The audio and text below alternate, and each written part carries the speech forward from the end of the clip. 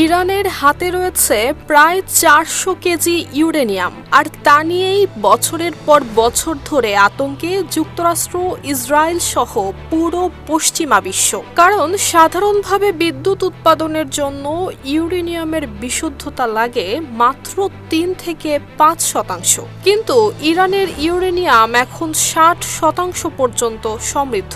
আর বিশেষজ্ঞরা বলছেন এটাকে 90% নেওয়া গেলে তা দিয়েই তৈরি করা সম্ভব পারমাণবিক বোমা। এই কারণেই ইরানের ইউরেনিয়াম শুধু জ্বালানি নয়, বরং হয়ে উঠেছে বিশ্ব রাজনীতির সবচেয়ে বিস্ফোরক বিষয়গুলোর একটি।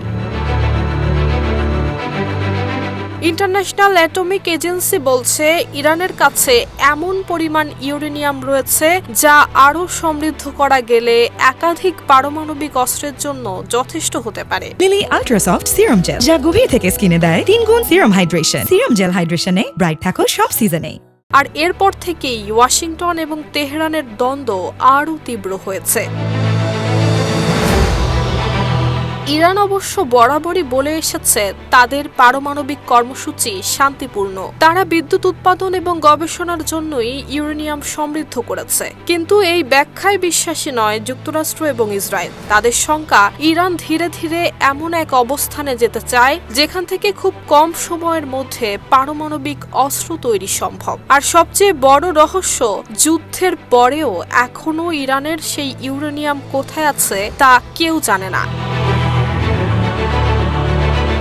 গত বছরের হামলায় ইরানের একের পর এক পারমাণবিক স্থাপনা ক্ষতিগ্রস্ত হলেও ইউরেনিয়ামের কোনো হদিস মেলেনি। ফলে এখন যুক্তরাষ্ট্রের সবচেয়ে বড় দাবি ইরানকে এই ইউরেনিয়াম হস্তান্তর করতে হবে। তবে তাতে রাজি হওয়ার কোনো লক্ষণই নেই ইরানের মধ্যে।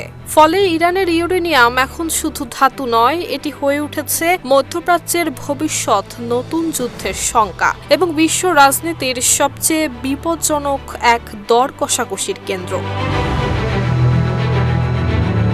নুসরাত জাহান মেহেক, ঢাকা পোস্ট।